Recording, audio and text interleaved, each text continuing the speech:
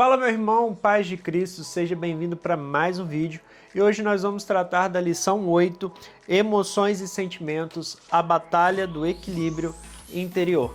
Lembrando que o material dessa aula, tanto a apresentação PowerPoint como também o resumo da aula vai estar disponível aqui na descrição do vídeo, 0800 para te auxiliar no momento que você estiver dando aula.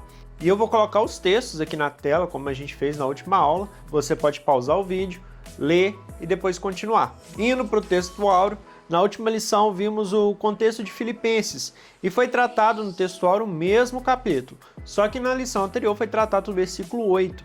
Dessa vez o comentarista trouxe para a gente o versículo 7.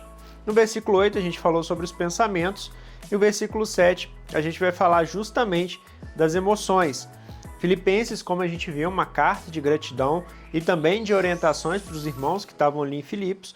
Observe que o verso 7 ele começa dizendo, e a paz de Deus, que excede todo entendimento. A gente vê por aí muitas pessoas tentando explicar essa paz de Deus, mas é verdade que o próprio Paulo está dizendo, ela excede tudo isso. Ela é algo que pode ser experimentado, mas não pode ser explicado, porque vai além do nosso entendimento. E essa paz de Deus, Paulo deixa claro para a gente que ela serve para guardar os corações e os sentimentos em Cristo Jesus. Essa paz, ela guarda, ela protege, ela blinda, muito mais do que tratar internamente, ela impede que coisas externas entrem no seu coração e na sua mente. A verdade prática, acima de todo e qualquer método humano, devemos confiar em Deus, o único que pode nos dar a verdadeira paz e guardar os nossos sentimentos. A leitura bíblica em classe está em Filipenses 4, do versículo 4 ao 7, Mateus 9, versículo 36 e João, capítulo 11, versículo 35 e 36. Falando primeiro de Filipenses, capítulo 4, quando nós lemos os versos anteriores, a gente vai ver que Paulo ele pede para que Clemente, que era um homem leal, um companheiro de Paulo, que ele ajudasse duas mulheres por nome de Evódia e Sítique, porque elas estavam divididas. E no verso 4, Paulo vai dizer para os irmãos de Filipos se alegrarem no Senhor. Regozijem-se no Senhor, outra vez digo, regozijem-se no Senhor. E no verso 5 ele vai pedir que a equidade seja notória. Em outras versões está dizendo que a amabilidade seja notória, que é a qualidade de uma pessoa de ser amável, de ser gentil, uma pessoa respeitosa.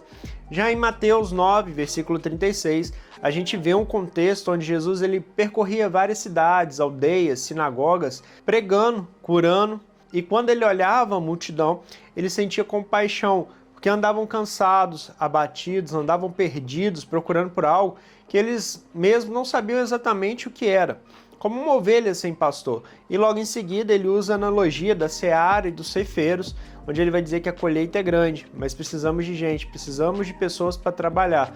E a gente deve clamar, deve orar ao Senhor para que Ele envie mais, porque tem muita gente sem rumo. Já em João 11, é o episódio da ressurreição de Lázaro. Jesus, ao chegar onde o corpo ali tinha sido sepultado, ele vai chorar. E ele e os judeus vão perceber que Jesus, de fato, amava Lázaro. Mas isso mostra mais sobre a incredulidade dos judeus, porque logo na sequência a gente vai ver que eles vão começar a questionar.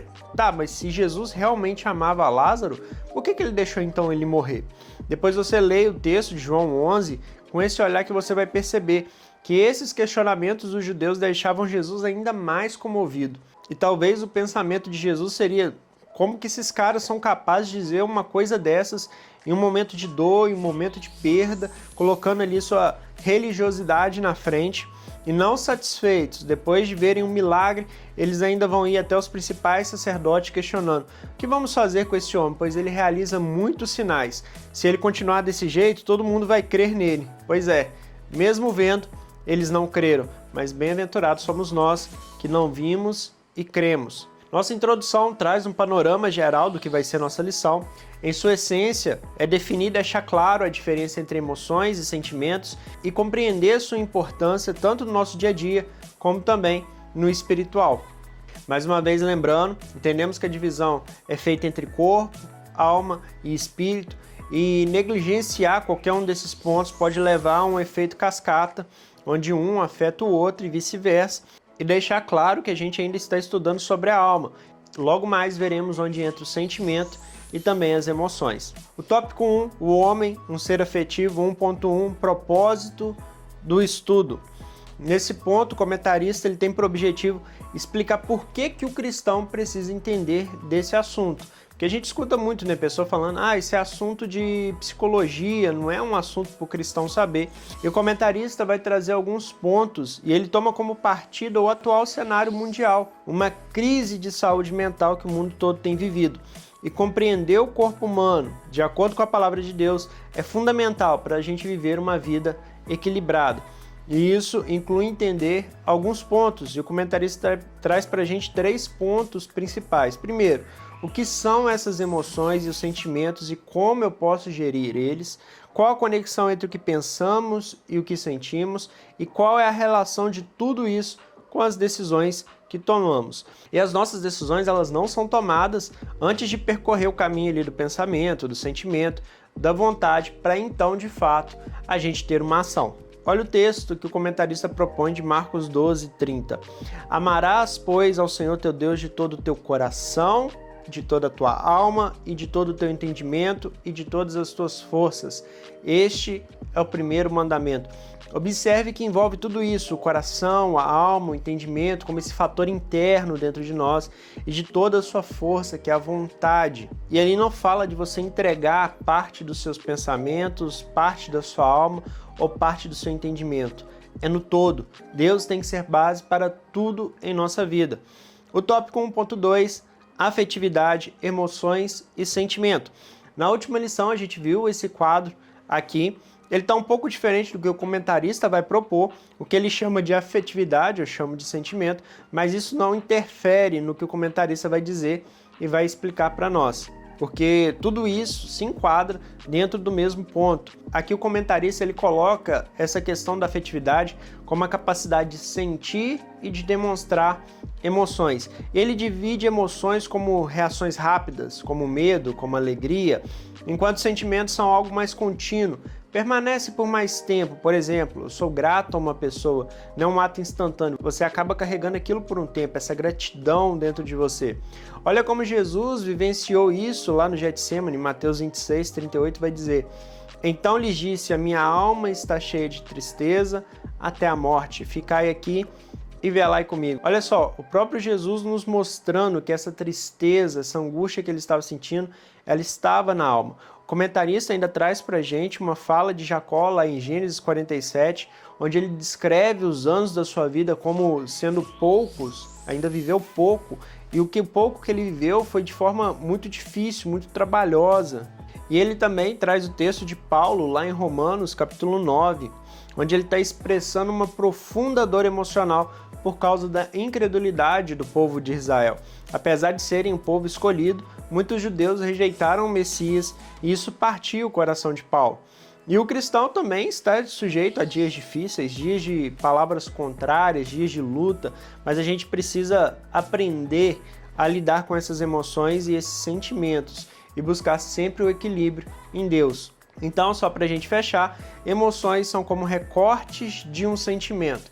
Elas são breves, enquanto sentimentos são algo contínuo, algo que dura, perdura por mais tempo. 1.3, principais afetos. Aqui o comentarista nos mostra as 6 principais emoções que o ser humano pode sentir: alegria, medo, tristeza, raiva, surpresa, nojo e a tristeza. E essas emoções elas causam também um efeito no corpo. Por exemplo, o nojo ele pode afetar o seu estômago, raiva pode afetar a sua musculatura, os seus nervos.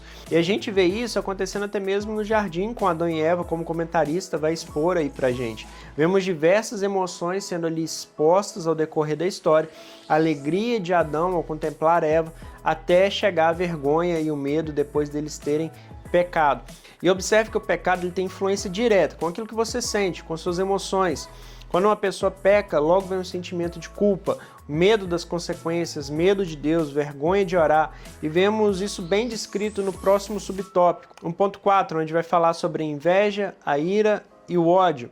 Caim é um exemplo claro de como a falta de controle e de domínio das emoções pode gerar grandes tragédias. A gente sabe que nenhum ser humano mata o outro sem nenhum motivo. Temos exceções, que os casos psicopatas, mas na normalidade tem justificativa para o injustificável. Ódio, inveja, ira, toda ação que ela é tomada com base em emoções descontroladas, ela vai gerar novas emoções. Quer ver? No exemplo de Caim, o assassinato de seu irmão teve como base os sentimentos que nutriam seu coração. E depois que ele matou o seu irmão, outros sentimentos foram gerados, como o medo, como a culpa. E isso vale para tudo, desde uma compra impulsiva na internet até o relacionamento com o seu próximo. Tudo que se inicia como uma emoção tende a gerar novas emoções. Por isso, é importante a gente gerir essas emoções. No tópico 2, emoções, experiência e controle. 2.1, reação e decisão. Talvez você já tenha reagido de forma explosiva e depois se arrependeu. Isso acontece com muita gente. Pois é, a Bíblia mostra que nem toda emoção ela é pecado, mas o que fazemos com ela, isso sim pode se tornar um pecado. As emoções muitas vezes são reações automáticas, são respostas naturais do corpo e da sua alma. Mas depois da reação vem então a decisão. O que eu faço com essa emoção? E o apóstolo Paulo resumiu muito bem isso em Efésios 4:26. Irai-vos e não pequeis. Ou seja, sentir raiva não é pecado, mas permanecer irado, alimentar isso, deixar que isso domine o seu coração, aí sim nós abrimos espaço para o pecado. Paulo continua dizendo, não deis lugar ao diabo, no versículo 27. E ele explica que precisamos nos livrar da amargura, da cólera e da ira. Porque quando a emoção ela vira um sentimento cultivado, ela se torna em algo destrutivo nas nossas vidas. Lembra que a gente falou que o sentimento ele é algo contínuo? É como uma pessoa pegar e dizer, eu sou assim mesmo, para justificar uma explosão de raiva, gritos, grosserias, mas o cristão ele não pode viver preso a isso. Afinal, quem tem o Espírito Santo, ele é uma nova criatura, transformada também nas emoções. O 2.2, emoção e pecado. Nem toda emoção, como a gente viu, é pecado, mas algumas podem revelar o que está escondido dentro do coração. Raiva, inveja, tristeza, quando aparecem repetidamente na nossa vida, pode ser sinais que há de fato pecado enraizado dentro de nós. Uma pessoa orgulhosa, por exemplo, é muito mais propensa à ira, à rejeição, a atitudes hostis. E não é porque ela é assim mesmo, mas porque o orgulho gera emoções desequilibradas. E o comentarista deixa um exemplo muito claro para a gente lá de 1 Samuel 25. Nabal, que era um homem soberbo, ingrato, que desprezou Davi, sua arrogância o cegou e isso acabou custando a própria vida. Um coração cheio de orgulho ele é terreno fértil para emoções negativas. Por isso o salmista orava, livra-me, Senhor, da soberba, lá no Salmo 19:13. Que ele sabia, se o orgulho dominar o coração, as emoções elas também serão corrompidas. 2.3, o aspecto positivo das emoções. Às vezes pensamos que todas as emoções negativas elas são ruins, mas nem sempre é assim. Mesmo as emoções desagradáveis podem ter um propósito importante na nossa vida. Algumas emoções, como o medo, são uma ferramenta de proteção para nós. Da mesma forma, a pessoa ela pode ficar irritada ao ver uma injustiça acontecendo. A Bíblia ela não nos manda em momento algum ficar inertes, guardar um sentimento, mas ter cuidado para que essas emoções, esses sentimentos não nos conduzam ao pecado. O comentarista traz aqui pra gente o exemplo de Jesus expulsando os comerciantes do templo. Jesus foi tomado por uma justa indignação e há muitas teologias, se é que eu posso chamar de teologia, que aceita tudo dentro da igreja. Igreja é sim lugar de pessoas doentes, mas pessoas que estão em busca de tratamento. A igreja não foi criada para matar, mas para recuperar quem está morto. A igreja não tem que se enquadrar nos seus padrões. É você que precisa se enquadrar aos padrões que a Bíblia diz. Ninguém te obriga a ir na igreja, ninguém te obriga a aceitar o Evangelho de Cristo. Como já dizia um comediante, se você diz que a Bíblia ela é um manual de vida e que ela é divinamente inspirada, não faz sentido deixar ela numa estante e não seguir o que ela está te ensinando. O tópico 3, sentimentos guardados por Deus. 3.1, a falsa autonomia humana. Pessoas pagam caro em cursos para mudarem o que elas chamam de mindset, seus pensamentos, suas atitudes, seu modo de viver. Isso, por um lado, é até bom, principalmente para pessoas que empreendem. O problema é quando isso ignora Deus, ignora também o próximo. Você quer estar tanto no controle que esquece que sua vida ela é guiada por Deus. Você quer tanto deslanchar na vida que sequer pergunta se é da vontade de Deus, como Tiago vai dizer lá no capítulo 4. Você quer ter todo o domínio em suas mãos e aí passa por cima da família, da sua esposa ou esposo, dos seus filhos. A gente já falou que Deus ele tem que ser a base de todas as emoções, mas a verdade é que muita gente usa ele como um amuleto, pedindo que abençoe todas as decisões que a gente toma por conta própria, toma por impulso. E pode até ganhar dinheiro, pode até mudar os seus pensamentos, mas o caminho que está percorrendo talvez não vai te levar para o céu. Depois você lê Jeremias 17, do 5 ao 9.